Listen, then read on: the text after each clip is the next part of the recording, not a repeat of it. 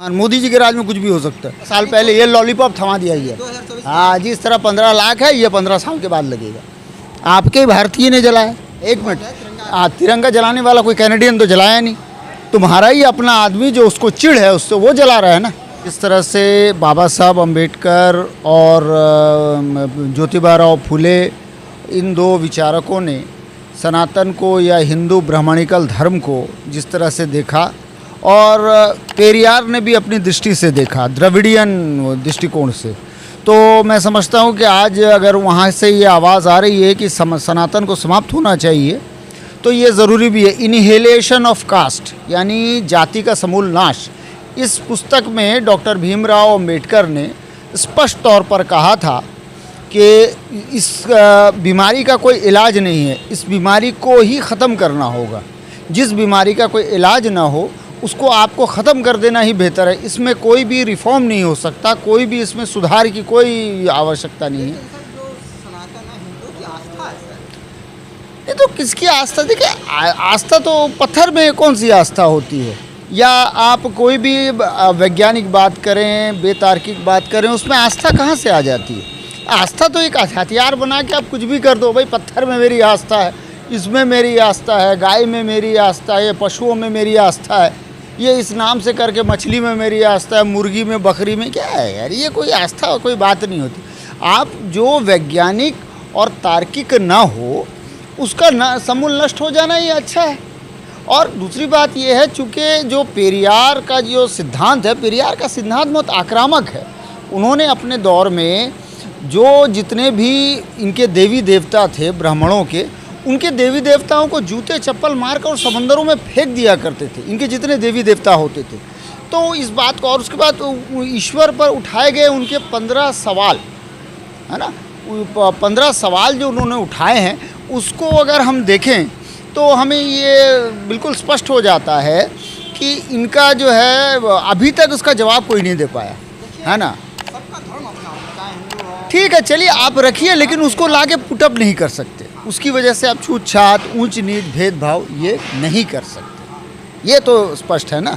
ठीक है, तो आप इसके लिए अब जिस तरह से उन पर केस भी हो गया है ना, जिस तरह से उन पर केस हो गया है, अभी केस कर दिया है कुछ वकीलों ने, कुछ ब्राह्मणवादी मनुवादियों ने उन पर केस किया। बहुत अच्छी बात है, अगर केस करेंगे, उनको बुलाते हैं, तो मैं तो इनसे यही निवेदन करूँगा, इन मनुवादी ब्राह्मणवादियों से, कि भाई तुम इनको आने मत दो, क्योंकि अगर ये आ गए तो ये बहुत ख़तरनाक लोग हैं। इनका द्रविडियन विचारधारा है, द्रविडियन विचारधारा जो है वो बाबा साहब अम्बेडकर की जो विचारधारा है उससे विपरीत है, उससे सख्त है, बहुत टाइट विचारधारा है, जो इनको पूरी तरह से सच में नष्ट कर देगी, क्योंकि आक्रामक है, उसमें आक्रामकता है, वो सीधा मारपीट पर भी विश्वास करते हैं। नहीं, वो जो द्रविडियन विचारधारा है, क्योंकि इनका बहुजन विचारधारा है, बुद्ध की विचारधारा है, सिद्धांतिक विचारधारा है, ये सिद्धांतिक है और अहिंसक है। उनका जो सिद्धांत है वो बहुत ही ख़तरनाक है, जो इसमें आक्रामकता है, जिसके लिए उनको जो है बचना पड़ेगा। अदरवाइज़ अगर पेरियार के बच्चे यहाँ आ जाते हैं तो बहुत नुकसान हो जाएगा उनको। मेरा ये उनको सजेशन है कि उनसे पंगा ना लें। अगर लेंगे तो उनका तो यहाँ तक का डिमांड है कि वो द्रविड़ नाडु बना सकते हैं, यानी एक अलग स्टेट अलग देश बना सकते हैं। कर्नाटक, तमिलनाडु, केरला, आंध्र प्रदेश, तेलंगाना, ये जो साउथ के स्टेट हैं, इनको ये तोड़ के एक अलग देश भी बना सकते हैं। इसलिए मैं ये कह सकता हूँ एक खतरा हो गया। आप देश की बात कर रहे हैं, तो जिस तरीके से देखा जाए, ये आपका जो खालिस्तान यानी जो कनाडा में तिरंगा के बारे में आपको पता है जी। देखिए इस बारे में इतना कहना, G20 जब हुआ था, जस्टिन ट्रूडो जब आए थे, उन्होंने प्रधानमंत्री मोदी से बात की थी, तो मीडिया जो है हमारी पता नहीं क्या करवाएगी। मीडिया में बैठे बैठे ये भी कहते हैं कि यहाँ से उस पर हमला भी कर देंगे, सबमरीन से, फलाने से, ढकाने से। तो मुझे हंसी भी आ रही है। कनाडा G7 कंट्री का एक डेवलप कंट्री है, आप उससे पंगा नहीं ले सकते। वो अगर चाहे, अगर आपसे पंगा ले ले तो आप जो है आपको नेस्तो नाबूद कर देगा। क्योंकि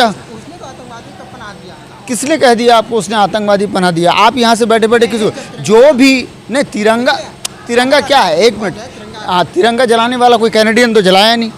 तुम्हारा ही अपना आदमी जो उसको चिढ़ है उससे वो जला रहा है ना, उसमें उसका क्या कसूर है? तिरंगा एक कपड़े के टुकड़े को अगर जला दिया, इसमें कौन सा ये कपड़ा टुकड़ा नहीं है। हाँ, तो क्या है?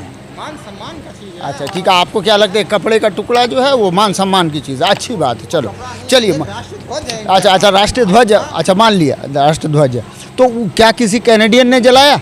नहीं ना, आपके भारतीय ने जलाया, जो वहाँ का सिटीज़न बन गया है या जो भी है इसी मूल का है, उसने जला दिया, गुस्से में आप क्या कीजिएगा उसको? तो आप उसको पकड़िए ना, अगर उसने जला दिया तो उसके लिए तो कोई मानी नहीं रखता, है ना। और दूसरी बात, वो एक डेमोक्रेटिक जगह है, वो एक डेमोक्रेटिक कंट्री है जहाँ पे अभिव्यक्ति की आज़ादी है। अभिव्यक्ति की आज़ादी जहाँ होगी, है ना, उसको बोलने का अधिकार होगा। तो यहाँ भारत में जो अगर वो खालिस्तान की बात करेगा तो उसको आप पकड़ के जेल में डाल दोगे। अभी भी 20-20 साल तक 30-30 साल से लोग जेल में हैं, ये भी आप जानते हैं। अभी सिखों ने वहाँ पे जो प्रदर्शन किया था 2-3 दिन पहले कि कितनी विधवाएं निकली, 84 का दंगा करके सिखों को मारा गया था यहाँ सिखों को, ये भी आप देख सकते हैं। अभी जो है सिखों को कह रहे हैं सिखों यहाँ के इनकी रक्षा करने के लिए पैदा हुए थे। तो वो क्या लगता है, जो खालिस्तान बनाना ज़रूरी है? अब ये तो सिखों की अपनी, देखिए सबकी अपनी अपनी पसंद, अपनी अपनी चॉइस है। अगर आप उनका पैसा लेके खाओगे और उनको इसके नाम पर, फैसिलिटी के नाम पर कुछ दोगे नहीं, वो कहते हैं हम मेहनत कर रहे हैं, हम सब कुछ कर रहे हैं, इकोनॉमिकली हमको फ़ायदा है। अगर आप फ़ायदा दोगे नहीं तो जाहिर सी बात है वो अटैक करेंगे, नुकसान पहुंचाएंगे आपको। उनका तो अधिकार बनता है, जिसका जो अधिकार है उसको मिलना चाहिए। अच्छा, इस पर जो महिला बिल जो पास हुआ, इसके ऊपर आप क्या कहना चाहते हैं? मैं ये कहना चाहता हूँ, ना उसमें ओबीसी के लिए कोई जगह नहीं, मुसलमानों के लिए कोई जगह नहीं, मुसलमान औरतों के लिए कोई जगह नहीं। वो तो सभी महिलाओं का। नहीं, सभी महिलाओं को बोल देंगे। 50% महिला है, आप 33% को दे रहे हो, नंबर 1। नंबर 2, उसमें सारे के सारे सवर्ण हैं, उसमें ओबीसी का प्रावधान किया गया है ना। और दूसरी बात, अभी आप लेके आए हो, पहले इसका ये सेंसस होगा, सेंसस के बाद डिलिमिटेशन होगा, यानी पहले जनगणना होगी, जनगणना के बाद जो है उसका परिसीमन होगा, तब तक होते होते 2039, यानी 15 साल पहले ये लॉलीपॉप थमा दिया गया। हाँ, जिस तरह 15 लाख है, ये 15 साल के बाद लगेगा। 15 साल के बाद जो है चांस बनेगा, ये वाला बात है। जैसे 15 लाख दिया था ना 2014 में मोदी जी ने, 15 लाख एक आदमी को। चुनाव जीतने का ऐसा हो, ये हर नेता क्या है? ये क्या है, ये क्या है, ये भी तो वही है। मोदी जी का जीत क्या हो गया? अब मोदी है तो मुमकिन, हाँ मोदी जी बोल दिए तो कुछ, तो इसीलिए तो हवा पानी का फूंका है, जो ना 15 लाख आने वाला है ना ये होने वाला है। उसके बाद हम बिल का जो है प्रावधान देखते हैं, किसान बिल वाला हाल इसका भी हो रहा है, और क्या, ये 15 साल के बाद लागू होगा। किसान बिल को भी लाए थे, बोले 1.5 साल 2 साल के बाद लगाएंगे, लेकिन किसान जो अड़ गए। और भी तो विकास के काम हो रहे हैं अपने क्या विकास कर, नहीं कौन सा ऐसा नया विकास कर दिया मोदी जी ने? ना तो कमाल है यार, तो बहुत पहले से बन रहा था, बन गया कोई एक घर बना देना, यही काम के लिए आए थे क्या मोदी जी? मोदी जी आपकी कैसी काम के लिए आए थे? ये संसद बनाने के लिए मैं आया हूँ, है? ये काम नहीं है उसका भाई, संवैधानिक काम है, बन गया, ये पुराना हो गया तो उसको नया बना दिया। हालांकि 900,000 करोड़ लगभग का जो है खर्चा कर दिया, 600 करोड़ लगा के वो ले गए, ये दिखा रहे हैं, है ना, चंद्रयान 3 में बिठा के दिखा रहे हैं। एक बार फ्लॉप हो गए, दूसरी बार चंद्रयान 3 में वीडियो गेम करके दिखा, उससे पता नहीं आम आदमी का पेट भरेगा नहीं भरेगा, क्या होगा पता है। देश क्या तरक्की क्या हुई? इंदिरा गांधी ने जिंदा आदमी को भेज दिया भाई, 1984 में इंदिरा गांधी ने जिंदा आदमी को भेज दिया था, भेजा था नहीं भेजा था? राकेश शर्मा गए थे ना, कहा था, इन्होंने पूछा था कैसा लग रहा है राकेश शर्मा जी, उन्होंने कहा सारे जहाँ से अच्छा। तो अब इंदिरा गांधी ने जिंदा को भेज दिया, ये वीडियो गेम यहाँ आके दिखा रहे थे, ये देखने को मिल रहा है। ये मेरा भारत महान, मोदी जी के राज में कुछ भी हो सकता है। और उसके बाद वो मोदी जी के नेता लोग कहते हैं, भाजपा के नेता कहते हैं वहाँ से जो आएगा उसको करेंगे, उसका स्वागत करेंगे, वहाँ जो गए हैं उनका भी स्वागत करेंगे। कमाल है। वहाँ से कौन आएगा सर? वो नेता, उनके नेता, मोदी जी के नेता कुछ भी बोल सकते हैं भाई, भाजपा के नेता है, कुछ भी बोल सकते हैं, कुछ भी हो सकता है एलियन आ जाए। अब वो एलियन आएगी फेलियन आएगा, वो क्या आता है? मोदी है तो मुमकिन है भाई, कुछ भी हो सकता है। चंद्रयान 3 में मोदी जी भी बैठ के जा सकते हैं, ये भी इतना भी पक्का है, मोदी है तो मुमकिन है। हसन जी, आने वाला 2024 का चुनाव है, कैसे देखते हैं आप? तो अभी देखिए, अभी बहुत अच्छा स्टैंड जो कांग्रेस ने या इंडिया गठबंधन ने लिया है, मैं उसका समर्थन भी कर रहा हूँ। मैं आपको पहले से भी कह रहा था, ऐसा अगर मेरा रिकॉर्ड उठा के देखेंगे, मैं पहले से उनसे यही रिक्वेस्ट कर रहा हूँ, आप ईवीएम चुनाव आयोग के अगेंस्ट में आओ, अगर नहीं आए तो साफ कर देंगे ये आपको, क्योंकि आप जितना बड़ा गठबंधन बना लो, जो स्ट्रैटेजी बना लो, ईवीएम उनके हाथ में, आपका वोट जो गठबंधन बनने से फायदा होगा? बिल्कुल फ़ायदा होगा। ये महागठबंधन है, इससे पूरा फ़ायदा होने वाला है। ये 1-to-1 फाइट है, और उसके बाद पूरी नज़र होगी। अभी तो बात उठ गई है ना, तो जब तक ईवीएम है ईवीएम पर सवाल होगा, पारदर्शिता चुनाव में जब तक नहीं आएगी, लोकसभा हराना बड़ा मुश्किल है।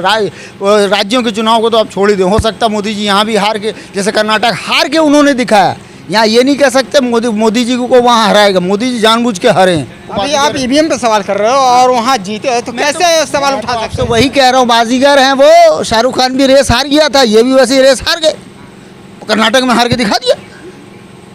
आप जी हम ये नहीं कह रहे, हम लोकसभा की बात कर रहे हैं।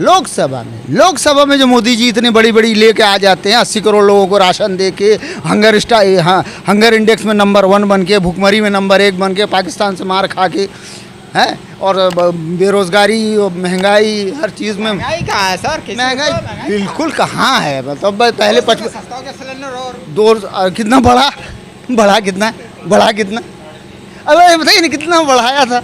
400 का सिलेंडर 900 में मिल रहा है। नहीं, विकास होगा तो हाँ, क्या विकास हुआ? विकास हुआ है क्या? किसी का तनख्वाह बढ़ा? किसका हाँ इतना तो है। मोदी जी के आने के बाद 45 मोदी ने कहा था हवाई चप्पल पहनने वाला व्यक्ति एयरप्लेन में जाएगा। कितने आदमी गए भाई? मैंने तो देखा नहीं, सब तो अडानी को भेज दिया। आप फैसल में छू रहे, कोई जाता नहीं चप्पल पहन के, तो वो क्या करें? अरे मोदी जी ने अब वो कहाँ से लेके आएंगे आदमी? वो चप्पल वाला कहाँ? मैं आपको चप्पल, वो चप्पल थोड़ी देंगे। अच्छा चप्पल भी नहीं देंगे आप? मतलब मोदी जी क्या देंगे क्या? आप बताइए, हवाई जहाज़ वाले को टिकट कौन देगा? पैसा कौन देगा? इतना महंगा टिकट कर दिया। वंदे भारत एक्सप्रेस चलाया अभी, उसका आप टिकट देख लो, प्लेन का टिकट बना के रखा हुआ मोदी जी ने। मोदी है तो मुमकिन है। महंगाई में विकास कर रहे हैं। हाँ वैसे विकास पुरुष आदमी है मोदी जी, बहुत ही विकास पुरुष आदमी है। अभी देखिए महंगाई में विकास कर दिया, बेरोजगारी में विकास कर दिया। मतलब ये महान काम है, ऐसा कोई भी प्रधानमंत्री नहीं कर सकता, कोई भी ऐसी सरकार नहीं कर सकती जो मोदी जी बहुत बड़े विकास पूरे। पेट्रोल में बढ़त, पेट्रोल में विकास, इसमें विकास, डॉलर में विकास। डॉलर कितना था पहले? 40-50 का, अभी देखो 80 पार। नहीं आपको बड़ा कैलकुलेशन है।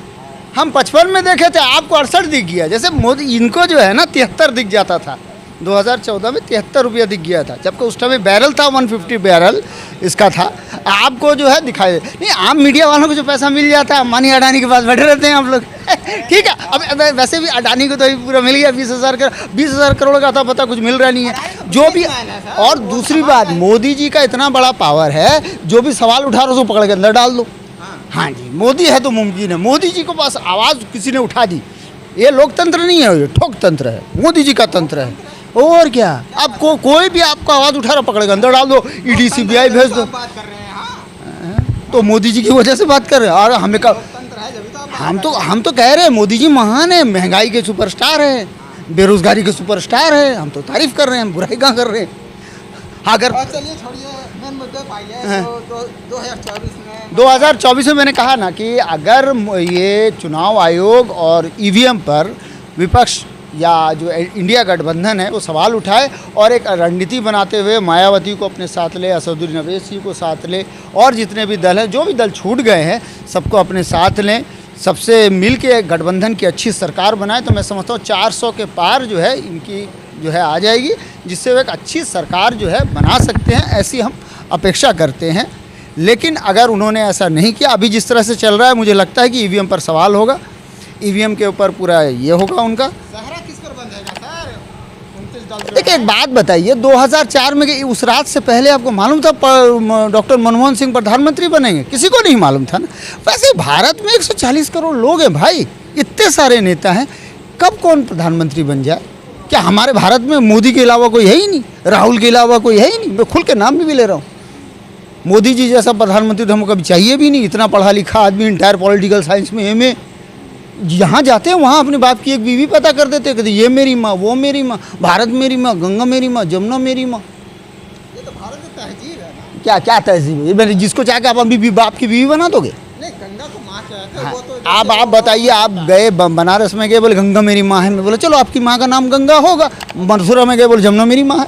फिर उसके बाद अखलाक मर गया तो बोलते गाय मेरी माँ है। तो आस्था है सर, आस्था। मैंने कब का आस्था नहीं है? तो माँ बोल रहे हो ना।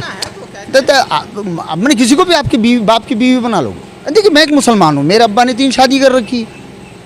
मुझे पता है ना, मेरे पैदा करने वाली माँ को ना, बाप की बीवी को ना। बाप की बीवी है तो माँ है, तो उनके पिताजी कहीं कहीं गए होंगे तो ये होंगे। खैर कोई बात नहीं, उनकी मर्ज़ी है, मोदी है तो मुमकिन है, मोदी जी कुछ भी कर सकते हैं, महंगाई भी बढ़ा सकते हैं, बेरोजगारी भी कर सकते हैं, कुछ भी बक सकते हैं, एक्स्ट्रा 2A भी ला सकते हैं, है ना। महान हस्ती है मोदी जी। ईवीएम जब तक है मोदी जी हैं, अब ईवीएम के खिलाफ लड़ाई शुरू होगी, मोदी जी झोला उठा के निकल लेंगे, मुझे ऐसा लग रहा है।